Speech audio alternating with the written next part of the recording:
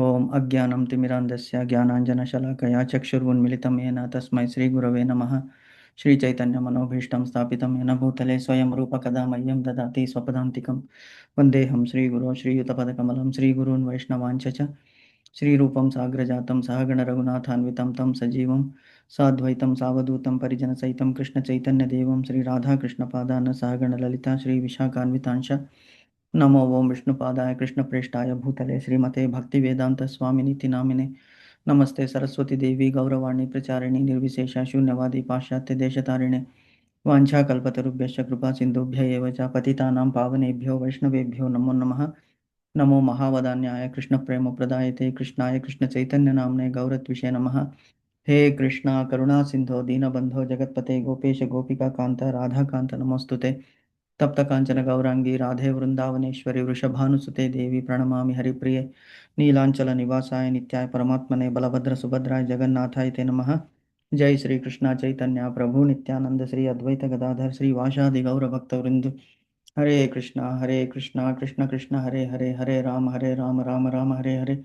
हरे कृष्ण कृष्ण कृष्ण हरे हरे हरे राम राम राम हरे हरे.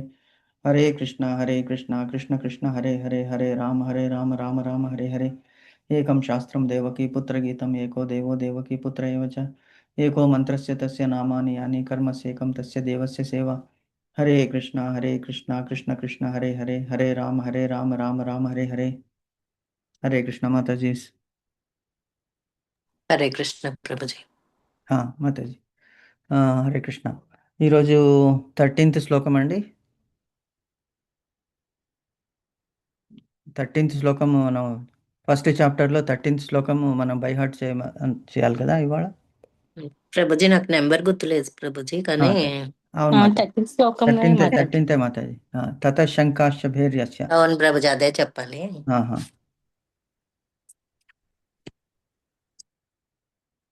ప్రభుజీ చెప్పండి మాతాజీ, చెప్పండి.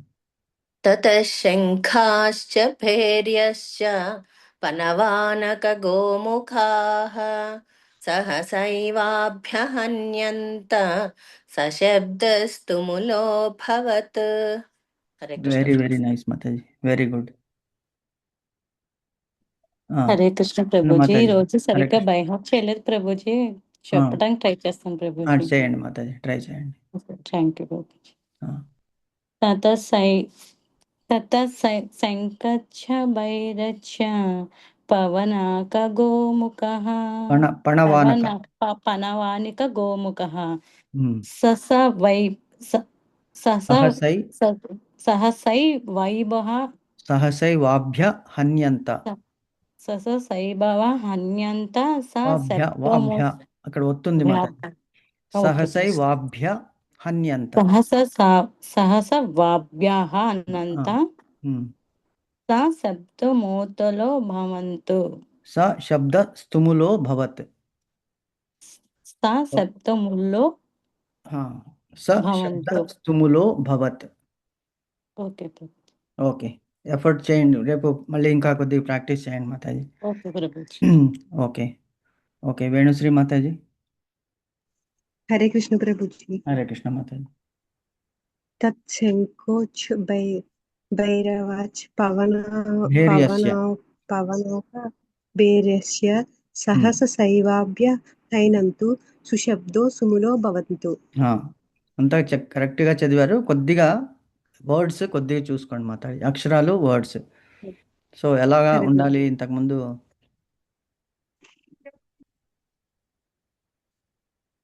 పణవానక గోముఖాః సహసైవాభ్యహన్యంత సశబ్దస్తుములో భవత్. అలాగా అంటే ఒక్కొక్క వర్డ్ ఒక్కొక్క ఒత్తు. శంఖ అనే మన ఒత్తు పలకాలి. తత శంఖాశ్చ భైర్యస్య పణవానక గోముఖాః సహసైవాభ్య హన్యంత సశబ్దస్తుములో భవత్. ప్రతి ఒక్క వర్డ్కి ఆ ఒక్కొక్క లెటర్కి ఇంపార్టెన్స్ అంత ఉందన్నమాట. సో ప్రాక్టీస్ చేస్తే వచ్చేస్తుంది Mataji. It's not difficult. Okay, very good. Thank you Mataji. So 42nd శ్లోకంలో ఉన్నాం మనము, 4th చాప్టర్ 42nd శ్లోకంలో. సో భగవంతుడు ఏమంటున్నాడు, తస్మాత్ అజ్ఞాన సంభూతం హృత్స్థం జ్ఞానాసీనాత్మన చిత్వైనం సంశయం యోగం ఆతిష్టోత్తిష్ట భారత అంటున్నాడు భగవంతుడు. సమరీ చెప్తున్నాడు 4th చాప్టర్లో సమరీ. సో ఇందులో మనం నిన్న డిస్కస్ చేశాం కదా, నిన్న మొన్న కొద్దిగా బ్రీఫ్ చేస్తారా ఏమని డిస్కస్ చేశాము? ప్రభుజీ అంటే నిన్న నేను అన్నాను కదా ప్రభుజీ భగవంతుడు ఉన్నాడని నమ్మాలి అని.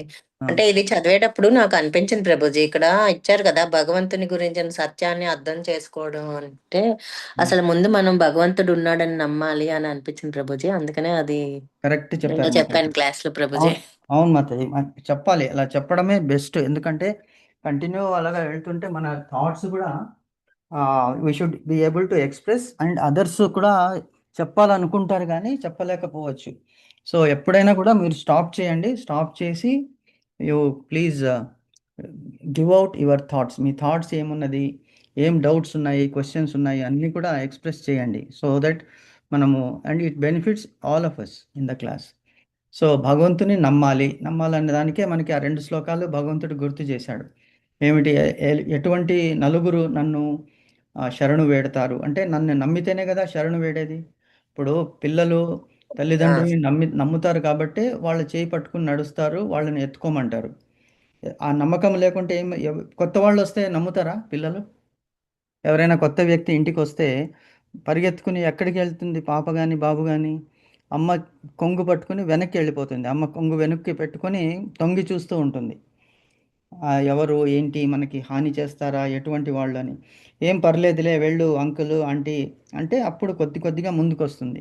తర్వాత వాళ్ళు కొత్తగా వచ్చిన వాళ్ళు ఏం చేస్తారు, స్వీట్స్ కానీ వాళ్ళు తెచ్చినటువంటి ఫ్రూట్స్ కానీ మనకి ఇచ్చినప్పుడు ఆ పాప తల్లికేసి చూస్తుంది, తీసుకో పర్లేదు మన వాళ్ళే అంకులే అంటే అప్పుడు వెళ్ళి తీసుకోవడానికి. కొంతమంది అప్పటికి కూడా వెళ్ళరు, తల్లిని తీసుకెళ్ళి తల్లి వాళ్ళ చేతిలోంచి తీసుకుని తనకి ఇస్తే అప్పుడు తీసుకుంటుంది పాప కానీ బాబు కానీ.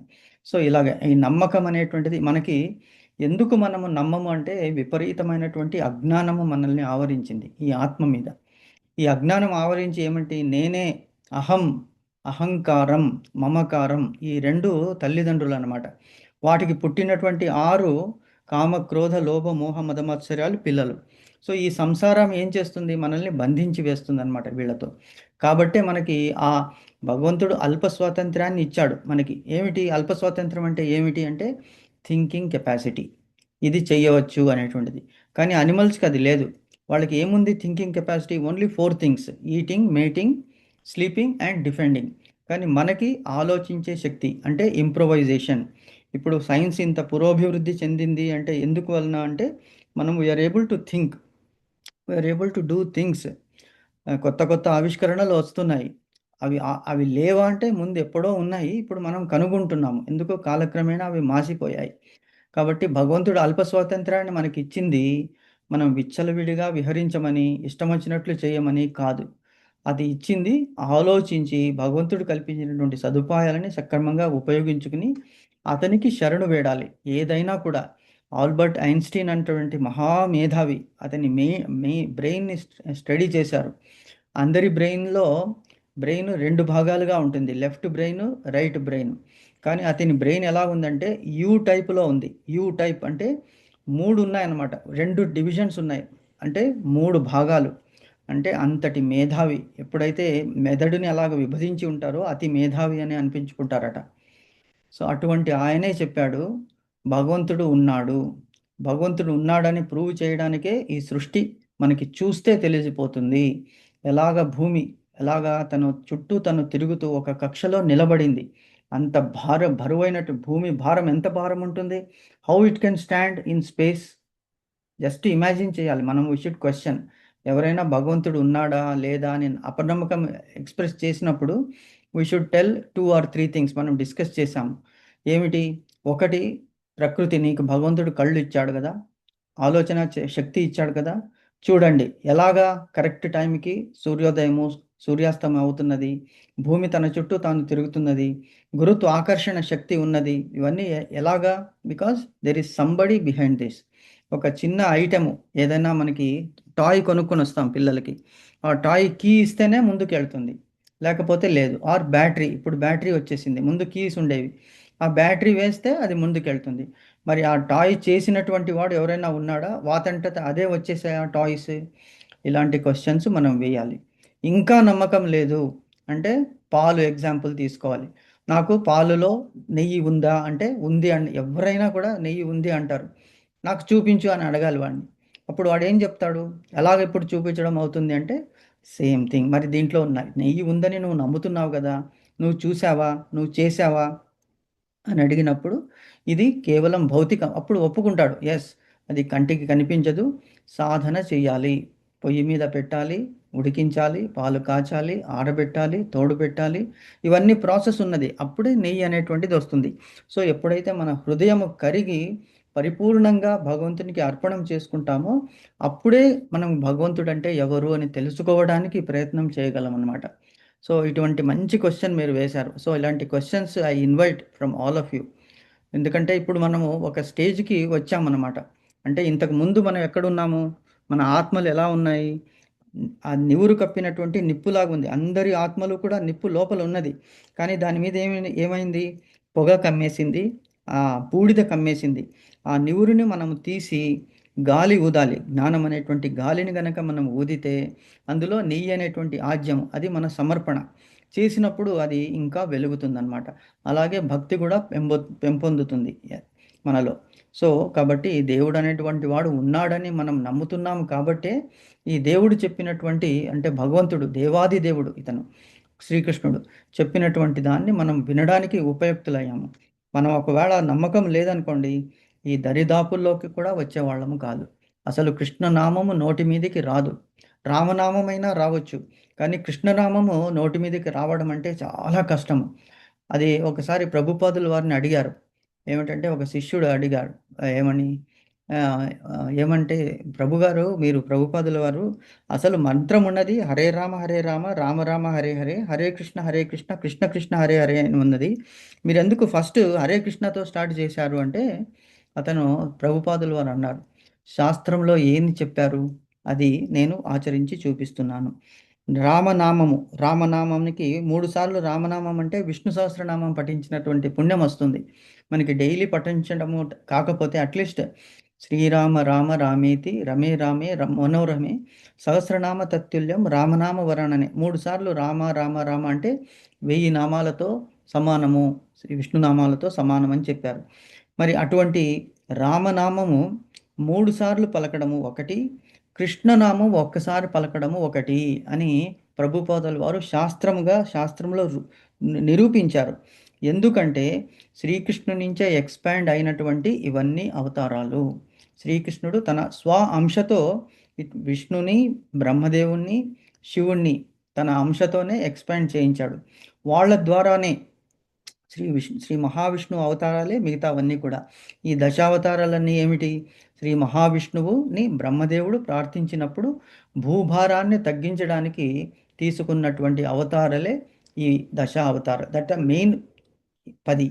తర్వాత 22 మనం ఆల్రెడీ డిస్కస్ చేసుకున్నాము. భాగవతం చదివేటప్పుడు 22 అవతారాల గురించి డిస్కస్ చేశాము. భగవంతుని అవతారాలకి ఇంత అని లెక్క లేదు. It is never ending, just like a river that is flowing. భగవంతుని అవతారాలు ఫ్లో అవుతూనే ఉంటాయి, కాబట్టి అతని మహిమ అటువంటిది. సో అటువంటి మహిమని మనము అర్థం చేసుకోవాలి. ఆ భగవంతుని నమ్మకము అనేటువంటిది భగవంతుడే మనకి ఇస్తాడు మన పూర్వజన్మ సుకృతం వల్ల. ఎవరికైతే నమ్మకం లేదో వాళ్ళకి భగవంతుడు దూరంగానే ఉంచుతాడు. కాబట్టి మంచి క్వశ్చన్ అడిగారు మాతాజీ. సో ఎవరైనా మీకు అడిగినప్పుడు I think you should be able to convince them భగవంతుడు ఎక్కడున్నాడు అనేటువంటి దాన్ని అడిగితే, మనము ఇప్పుడు can we convincingly tell them where we can see or where we can find Krishna. అవును ప్రభుజీ. వెరీ నైస్ మాతాజీ. అన్ను మాతాజీ, వేణుశ్రీ మాతాజీ. చెప్పండి ప్రభుజీ. మీకు ఇప్పుడు మనం డిస్కస్ చేసిన దాన్ని ఎవరైనా మీకు క్వశ్చన్ వేస్తే, భగవంతుడిని మీరు అంత నమ్ముతున్నారా లేదా, భగవంతుడు ఉన్నాడు అంటున్నారా లేదా అంటే, మీరు వాళ్ళని కన్విన్స్ చేయగలరా? వాళ్ళకి కన్విన్స్ చేసాను సేపు చేస్తాం ప్రభుజీ, వాళ్ళు నమ్మకపోతే వదిలేస్తాం ప్రభుజీ. Very good, excellent. Yes, we should try to convince them. లేకపోతే అదే మూర్ఖులుగా ఉన్నారనుకోండి, అజ్ఞానులైతే పర్లేదు, అంటే జ్ఞానము లేదు వాళ్ళకి, కానీ తెలుసుకోవాలంటే జిజ్ఞాస కనుక ఉంటే చెప్పొచ్చు. అదే మూర్ఖత్వం ఉందనుకోండి, వాళ్ళకి చెప్పినా ప్రయోజనం లేదు. ఒక బండరా మీద వర్షం కురిస్తే దానికి ఎటువంటి ఇంపాక్ట్ ఉండదో, అలాగా మనం వాళ్ళకి కన్విన్స్ చేయడానికి ట్రై చేయకూడదు అని భగవంతుడు అంటాడు. ఫైట్ చేసి, అంటే మన మీద ఫైట్ ఆర్గ్యుమెంట్ చేసినప్పుడు we should try to tell them politely, affirmatively. There are two things, arrogant and affirmative, రెండు ఉన్నాయి. యారోగెంట్ అంటే మనం కోపంతో, ఒక్కొక్కసారి ఆర్గ్యుమెంట్లో వచ్చినప్పుడు ఏమవుతుందంటే కోపం వచ్చేస్తుంది. కోపం మనల్ని ఆవరించినప్పుడు మన బుద్ధి మందగిస్తుంది. సో ఎప్పుడు శాంతంగా మనము జవాబులు చెప్పినప్పుడు ఎదుటివాడు కన్విన్స్ అవుతాడు. అదే కోపంగా ఎవరు జవాబిస్తాడంటే వాడు ఓటమి అంచుల్లో ఉన్నటువంటి వాడికి కోపం వస్తుంది. సో ఇది మనం ఎప్పుడూ అర్థం చేసుకుని, ఎస్పెషలీ భగవద్భక్తులమైనటువంటి మనము ఎక్కువ ఆర్గ్యూ చేయకూడదు. Will try to convince. If they are not able to convince, we are not able to convince them, అది వాళ్ళ కర్మ అని చెప్పేసి వదిలిపెట్టేసేయాలి. కానీ మనలో మటుకు మనకి ఒక ఇసుక రేణువంతా కూడా డౌట్ అనేటువంటిది ఉండకూడదు, ఏ విషయంలో అయినా కూడా. సో మీరు అందుకే నన్ను క్వశ్చన్స్ అడగాలి. ఎలాంటి క్వశ్చన్స్ అడగాలి? ప్రభుజీ అంటే జస్ట్ ఇస్తున్నా, ఇలాంటి క్వశ్చన్ ఇవే అని కాదు, ఎగ్జాంపుల్. ఇప్పుడు మీరు అడగొచ్చు, శ్రీకృష్ణుడే ఎందుకు దేవాది దేవుడు అంటున్నారు అని అడగొచ్చు. అది దాని గురించి ఆల్రెడీ మనం డిస్కస్ చేసాము. మళ్ళీ మనం క్లాస్లో టైం ఉన్నప్పుడు ఇంకొకసారి దాని గురించి డిస్కస్ చేద్దాము. అలాగే ఇంతమంది దేవతలు ఉన్నారు, మరి ఇంతమంది దేవతలందరికీ కూడా మనము మొక్కాలా, అవసరం లేదా? మొక్కడం కరెక్టా కాదా? అంటే శాస్త్రాల్లో ఏం చెప్తున్నారంటే, మన కృష్ణ భావనామృతంలో చెట్టు వేరికి ఎలాగైతే నీరు పోస్తామో అన్ని చెట్ల కొమ్మలకి రెమ్మలకి వెళుతాయో, శ్రీకృష్ణునికి ప్రేమిస్తే, శ్రీకృష్ణుని సేవిస్తే అంతమంది దేవతలకి చెందినట్లే అవుతుంది. కానీ మన హిందూ మతం ఏం చెప్తున్నది అంటే, వీరందరూ everyone has got a portfolio.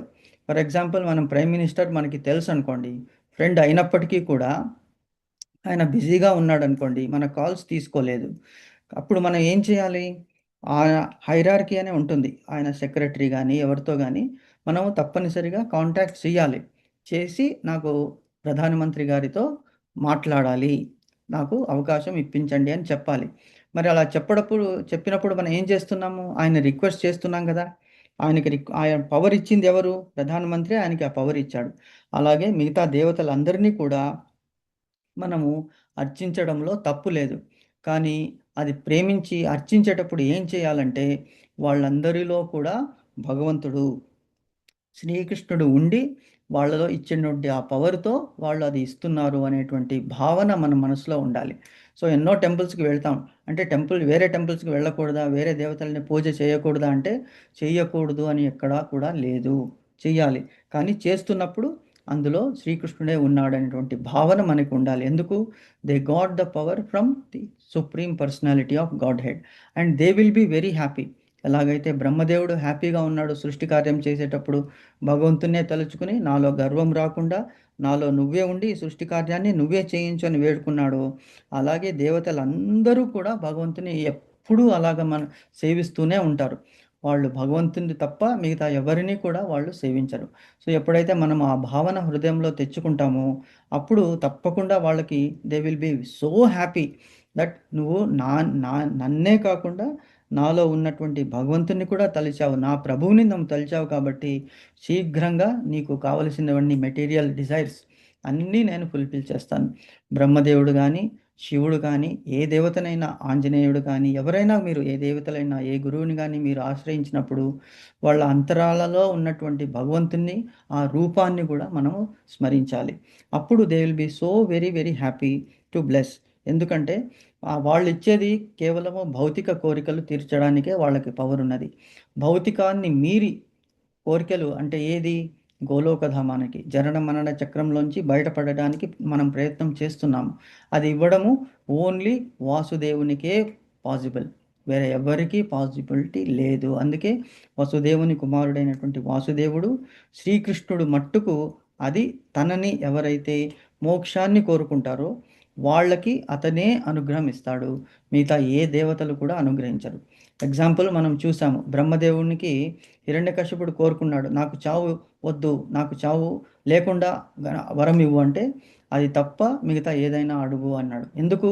Because that is not in his portfolio. మన దగ్గర ఎంత కెపాసిటీ ఉందో మనం అంతే ఇవ్వగలము. మనకి మన కెపాసిటీ మించింది అడిగితే నోబడీ కెన్ గివ్. ఇది గనక మనము అర్థం చేసుకుంటే అప్పుడు why we are worshipping Krishna as the supreme personality of Godhead, దేవాది దేవుడు అని అతన్ని ఎందుకు అంటున్నాం అనేటువంటిది మనకి తెలిసిపోతుంది. ఇంత చెప్పాల్సిన అవసరం ఎందుకుంది ప్రభుపాదుల వారికి అంటే, ఈ మన భౌతిక జగత్తులో ఇంతమంది ఇంత కష్టాలు పడుతున్నారు. ఒక్కొక్కళ్ళ కష్టము ఒక్కొక్క రకంగా ఉంటుంది. ప్రతి ఒక్కరు పదం పదం విపదం అన్నాడు. అంటే ప్రతి ఒక్క స్టెప్పులో కూడా ఇక్కడ ప్రాబ్లం అనేటువంటి ఉన్నది. ఆ ప్రాబ్లమ్స్ని మనం అధిగమించాలి అంటే we have to only take shelter in Krishna. అది ఎంతో చూడండి, ఒక చిన్న క్వశ్చన్ మీరు అడిగారు, చిన్న క్వశ్చన్ కాదు, ఒక మంచి క్వశ్చన్ అడిగారు. ఆ క్వశ్చన్కి మనకి ఎంతవరకు డిస్కషన్ వెళ్ళొచ్చు అనేటువంటిది ఈ క్వశ్చన్ అడగడం వల్ల మనకి we are able to discuss about the mercy, about the power, about the capacity or about the grace of Krishna. Thank you మాతాజీ, థ్యాంక్ యూ శ్రీకాంతి మాతాజీ. ప్రభుజీ మేము మీకు థ్యాంక్స్ చెప్పాలి ప్రభుజీ. నో మాతాజీ, ఇగ్నైట్ చేయడం అనేటువంటిది చాలా ఇంపార్టెంట్ మాతాజీ. ఏదైనా కూడా వి షుడ్ ఇగ్నైట్. ఆ డిస్కషన్ అనేటువంటిది ఇగ్నైట్ చేస్తేనే మనకి, అంటే అందుకే ఒక డిస్కషన్లో ఏమవుతుందంటే వేడి అనేటువంటిది వస్తుంది. ఆ వేడి వలన వెలుగు వస్తుంది అనమాట. ఎటువంటి వెలుగు అంటే మనకి ఆ అవును జ్ఞానం. ప్రభుజీ, ఇప్పుడు దీని మూలన మాకు ఇంకా బాగా అర్థమైంది ప్రభుజీ. ఎవరైనా ఏదైనా ఆర్గ్యూ చేస్తే మనం ఎలా ఆన్సర్ చెప్పాలి అనేది కూడా. సో ఒకవేళ మనం మర్చిపోవచ్చు, అప్పుడు మర్చిపోయేటప్పుడు అవునా. ఆ శ్లోకం గుర్తు చేసుకోవాలి. 15th చాప్టర్లో 15.15 సర్వస్య చాహం హృది సన్నివిష్టో మత్త స్మృతిర్జ్ఞాన అపోహనంచ వేదేశ్వ సర్వే రహమేవ వేద్యో వేదాంతకృత్ వేద విదేవ చాహం. సో అది తలుచుకుని అప్పుడు మనకి వెంటనే స్ఫురణకి తెచ్చిస్తాడు భగవంతుడు. ఎందుకంటే అతన్ని తలుచుకుంటున్నాం. నేను చెప్తున్నాను అనేటువంటి అహంకారం గనక మనకి అప్పుడు వస్తే, నాకు తెలుసు అంటే భగవంతుడు అంటాడు, no, I will not allow you to tell. You should think about me and then tell. అప్పుడు మీకు అంతటి పవర్ ఇస్తాడు భగవంతుడు. మీలో నుంచి మాట్లాడిస్తాడు భగవంతుడు. అది మనం గ్రహించాలి.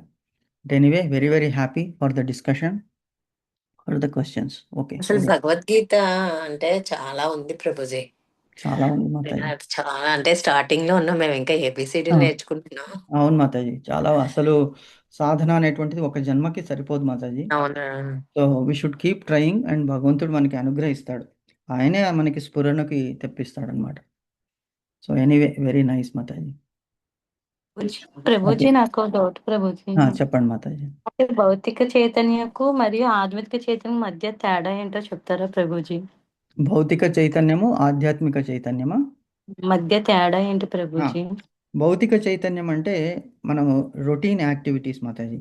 ఇప్పుడు మనకి చాలామంది చూస్తున్నాము, అంటే మనకి 90% పీపుల్ ఆర్ అవేర్, ఒక 10% పీపుల్ మనం చూస్తున్నాము. అది వాళ్ళకి భౌతిక చైతన్యం కూడా ఉండదు.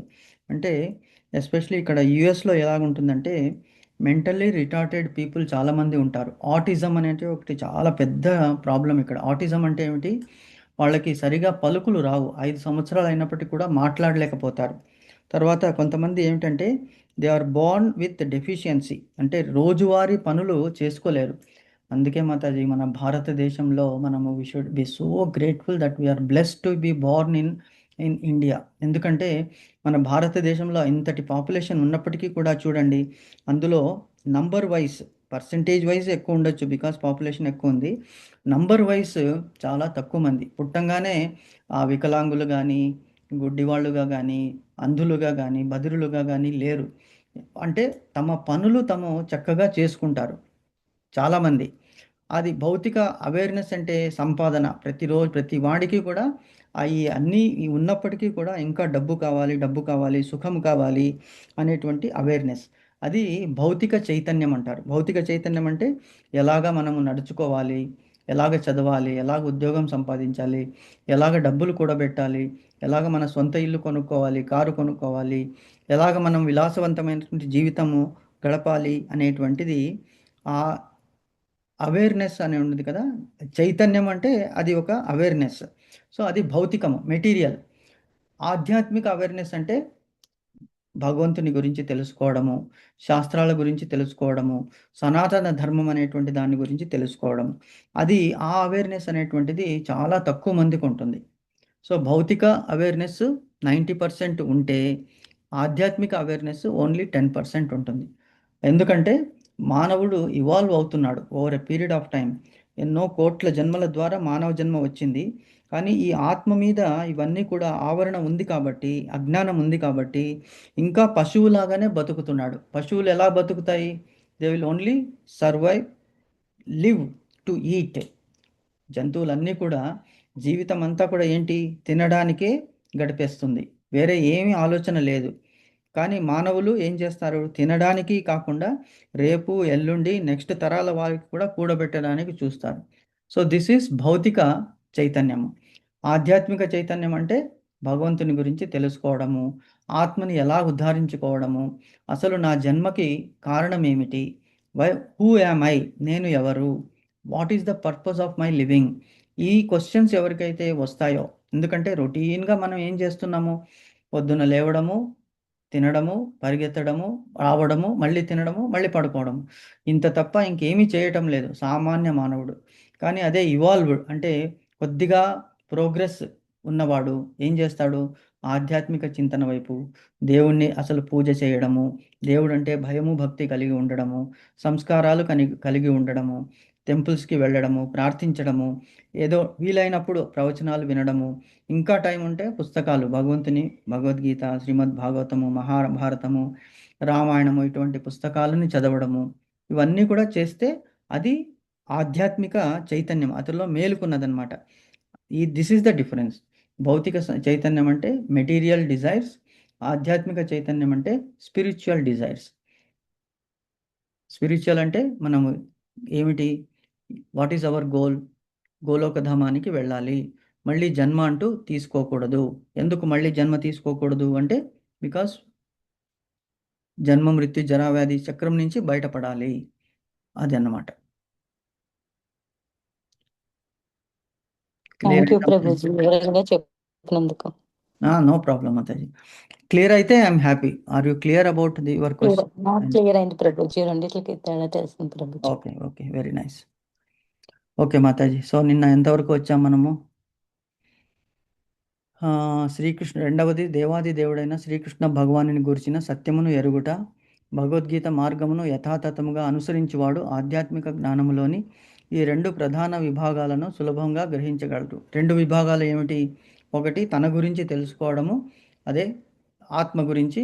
రెండవది పరమాత్మ గురించి కూడా తెలుసుకోవడం అనేటువంటిది శ్రీకృష్ణ చైతన్యంలో వచ్చిన వాడు తెలుసుకుంటాడు. తర్వాత ఆత్మ భగవదంశంగా పరిపూర్ణ జ్ఞానమును సులభంగా సాధించును. ఎందుకు? ఎలాగైతే రస్ట్ పోతుందో అప్పుడు మ్యాగ్నెట్కి అంటుకుంటుంది ఐరన్, అలాగే ఆత్మ కూడా భగవంతునికి అనుసంధానం అవుతుందన్నమాట. పరిపూర్ణ జ్ఞానము లభిస్తుంది. అట్టి వ్యక్తి భగవంతుని దివ్య కర్మలను సులభముగా అవగాహన చేసుకోగలిగినందున అతని జ్ఞానము లాభదాయకము కాగలదు. ఎటువంటి జ్ఞానము? ఆధ్యాత్మిక జ్ఞానము. బికాస్ కొద్దిగా చదివినప్పటికీ కూడా స్వల్పమల్పస్య ధర్మస్య త్రాయతే మహతో భయాత్ అన్నాడు భగవంతుడు. థర్డ్ చాప్టర్లో భగవంతుడు ఏమంటాడు? స్వల్పమల్పస్య ధర్మస్య. స్వల్పం, అల్పం. స్వల్పం అంటే ఏమిటి? తక్కువ. అల్పం ఇంకా తక్కువ. స్వల్ప అల్పస్య ధర్మ త్రాయతే మహోదోభ. త్రాయతే అంటే రక్షిస్తుంది. మహతో భయాత్, పెద్ద భయాన్ని కూడా దాటించి వేస్తుంది. స్వల్పం అల్పం, స్వల్పము అల్పం అనేటువంటి ప్రయత్నం ఎటువంటి ప్రయత్నము? భగవంతుని గురించి చేయడం. అంటే ఎటువంటి దాన్ని దాటిస్తుంది? ఈ భవబంధాలని దాటిస్తుంది, భవసాగరాన్ని దాటిస్తుంది అని చెప్తున్నాడు ఇక్కడ. సో ఆత్మ భగవంతుని పరిపూర్ణ జ్ఞానమును సులభముగా సాధించును. అట్టి వ్యక్తి భగవంతుని దివ్యకర్మలను, ఇది అయిపోయింది కదా, అతని జ్ఞానము లాభదాయకము కాగలదు. లాభదాయకం ఎలాగవుతుంది అంటే, ఇప్పుడు మనము ఫర్ ఎగ్జాంపుల్ ఈ భగవద్గీత ఒక్కసారి చదివామనుకోండి, ఆల్ చాప్టర్స్ మనం ఒకసారి చదివాము, శ్లోకాలన్నీ చదివాము, అర్థం చేసుకున్నాము. అప్పుడు ఏమవుతుంది? నెక్స్ట్ జన్మలో అంటే ఇంకా భాగవతం ఉన్నది, మహాభారతం ఉన్నది, రామాయణం ఉన్నది, ఇవి మనం చదవలేకపోయామనుకోండి. ట్రై చేద్దాం వీలైతే. సో ఒకవేళ అవ్వకపోతే నెక్స్ట్ జన్మ ఉందనుకోండి, ఆ జన్మలో మనము ఇప్పుడు ఎంతవరకు చదువుకున్నామో అక్కడి నుంచే స్టార్ట్ చేయాలి. అంటే భగవద్గీత 18 చాప్టర్స్ బై హార్ట్ వచ్చేసింది మనకి. నెక్స్ట్ జన్మలో ఏమిటి, మళ్ళీ దాని గురించి సాధన చేయాల్సిన అవసరం లేదు. పుట్టంగానే 1 ఇయర్ 2 ఇయర్ మాటలు రాగానే మనకి భగవద్గీత యథాతథంగా వచ్చేస్తుంది. అందుకే ఇప్పుడు చూస్తున్నాం కదా, పిల్లలు, చిన్నపిల్లలు 3 సంవత్సరాల వాళ్ళు ఎలాగ చెప్పగలుగుతున్నారు, పూర్వజన్మ సుకృతం వాళ్ళు అలాగ అందువలన చేయగలుగుతున్నారు. నిన్న ఒక నేను పోస్ట్ చూశాను. ఏమిటంటే 2 సంవత్సరాల బాలిక ఒక 100 చెస్ గేమ్ ఉంది కదా, చెస్ గేమ్. ఆ చెస్ గేమ్లో ఒక 100 స్టెప్స్ పెట్టారనమాట. ఆ బాలిక అనాయాసంగా ఆ 100 స్టెప్స్ని కూడా అధిగమించేసింది. ఎలాగా, పూర్వజన్మలో చేసుకున్నటువంటి ప్రయత్నం, ఆ స్మృతి ఉండిపోయింది. కొంతమందికి అలాగా వస్తుందన్నమాట. అది మెటీరియల్, కానీ భగవంతుని వల్ల మనం చేసింది, భగవంతుని సేవ చేసింది లాభదాయకమే. స్వల్పమల్పస్య ధర్మస్య త్రాయతే మహతో భయాత్ అన్నాడు భగవంతుడు. కాబట్టి నువ్వు ఎంతవరకు సాధన చేశావో అక్కడి నుంచే నెక్స్ట్ జన్మలో నువ్వు మళ్ళీ పురోభివృద్ధి సాధిస్తావు అని చెప్పాడనమాట భగవంతుడు. కాబట్టి అట్టి దివ్య కర్మలను సులభముగా అవగాహన చేసుకొనగలిగిన అతని జ్ఞానము లాభదాయకము కాగలదు. ఈ అధ్యాయపు ఆరంభంలో స్వయంగా భగవంతుని చేతనే అతని దివ్య కర్మలు చర్చించబడను. దివ్య కర్మలు ఏమని చెప్పాడు భగవంతుడు? దివ్య కర్మలు ఏం చెప్పాడు? నీకు పూర్వజన్మల గుర్తు లేదు, నాకు ఎన్నో జన్మల గుర్తు ఉన్నది. ఎందుకు? నాకు జన్మ అంటూ లేదు, నేను సూర్యదేవునికి చెప్పాను అని చెప్పుకుంటూ వచ్చాడు కదా. సో అవన్నీ కూడా నాకు తెలుసు. అదే అతని దివ్య జ్ఞానం, దివ్య శక్తి అనమాట. దివ్య కర్మలు భగవంతుడు ఏమేమి చెప్పాడు? సూర్యుడు, చంద్రుడు, ముందు చెప్తాడు భగవంతుడు. సూర్యుడు నా కుడి కన్ను, చంద్రుడు నా ఎడమ కన్ను. నేను కుడి కన్ను మూసినప్పుడు చంద్రుడు ఉదయిస్తాడు, ఎడమ కన్ను మూసినప్పుడు సూర్యుడు ఉదయిస్తాడు. అంటే భగవంతుని కళ్ళు సూర్య చంద్రుడు, భగవంతుని నోరు అగ్ని, అలాగే చెప్పుకుంటూ వచ్చాడు. మన చేతులు మన చేతుల్లో భగవంతుడు ఇంద్రుణ్ణి పెట్టాడు, ఇంద్రదేవత. అందుకే మనం ఇప్పుడు ఏం చూస్తున్నాం, అబ్బా మేమేదో చూస్తున్నాం అనుకోండి, నా చేత కాదమ్మా అది చూడడము అంటాము. అది పక్కన పెట్టు, నా చేత కాదు. చదువు, నా చేత కాదు. ఎందుకు అన్ని చెయ్యిని చూపిస్తున్నాము? చదవడం అనేటువంటిది ఏమిటి? కళ్ళు చేయాలి, గుర్తుపెట్టుకునేది మెదడు చేయాలి. కానీ ఎందుకు చెయ్యిని చూపిస్తున్నాము అంటే, చేసేటువంటి వాడు ఇంద్రుడు. సో అలాగ ప్రతి ఒక్క అవయవానికి ఒక్కొక్క దేవతలు ఉన్నారు.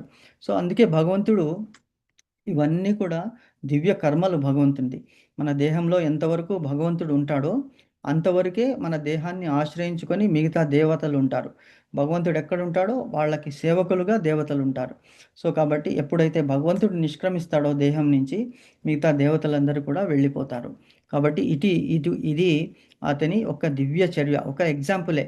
కానీ అతని చర్యలకి, దివ్య చర్యలకి అసలు లిమిట్ అంటూ లేదు. ఈవెన్ లక్ష్మీదేవికే అర్థం చేసుకోవడానికి కష్టం అని చెప్తున్నది ఆవిడ. భగవంతుని దగ్గరే అతి సన్నిహితంగా ఉండి చెప్తున్నది లక్ష్మీదేవి. అతన్ని అసలు నేను అర్థం చేసుకోలేను అంటుందన్నమాట. సో అది ఇంతకు ముందులో ఇది చెప్పాము, డిస్కస్ చేశాము ఈ దివ్య కర్మలు. కాబట్టి అట్టి గీత బోధలను అవగాహన చేసుకొనని వాడు ఎవరైతే ఈ గీత బోధల్ని అర్థం చేసుకోడో వాడు ఎటువంటి వాడు? శ్రద్ధాహీనుడు మరియు భగవానుచే ప్రసాదింపబడినటువంటి స్వల్ప స్వాతంత్ర్యాన్ని దుర్వినియోగం చేస్తున్నాడు. దుర్యోగం అంటే మన జన్మని వేస్ట్ చేసేసుకుంటున్నాం. కాబట్టి అట్టి బోధనలు పిమ్మట కూడా భగవానుడు సచ్చిత్ జ్ఞానస్వరూపునిగా భగవంతుని నిజతత్వమును గ్రహించలేనటువంటి వాడు నిశ్చయంగా మూర్ఖాగ్రేసరుడు అగును అన్నమాట. అంటే మూర్ఖులలో శ్రేష్ఠుడు అటువంటి వాడు ఎవరు? అజ్ఞాని ప్లస్ మూర్ఖుడు భగవంతుని అంగీకరించారనమాట. సో నమ్మకం లేదు భగవంతుని మీద, శాస్త్రాల మీద నమ్మకం లేదు. కాబట్టి అట్టి అజ్ఞానం ఏమవుతుందంటే కృష్ణ చైతన్య నియమాలను పాటించడం ద్వారా తొలగిపోతుంది. సో ఎప్పుడైతే కృష్ణ చైతన్యంలోనికి తీసుకొస్తామో, అటువంటి వాళ్ళు వస్తారో, అది కూడా భగవంతుని కృప వలనే. అప్పుడు ఏమవుతుంది? ఆ అజ్ఞానము తొలగిపోయి ఏమవుతుంది? అతనికి సాన్నిహిత్యం, భగవంతుని సాన్నిహిత్యము దొరుకుతుందన్నమాట. ఎగ్జాంపుల్ మనకి వాల్మీకి మహర్షి, అతను వేటగాడు అతను. కానీ నారద మహర్షి సంపర్కం వలన, అందుకే నారదుని ఎప్పుడైతే వస్తారో హీఈస్ ఎ గేమ్ చేంజర్. మనకి సినిమాల్లో అతన్ని జోకర్గా చూపిస్తున్నారు, అది మరీ very very bad. Because people do not know. Entertainment గురించి కమెడియన్గా చేశారు. కానీ నారద మహర్షి బ్రహ్మదేవుని మానసపుత్రుడు. నారాయణ నామమే సదా సంకీర్తన చేసి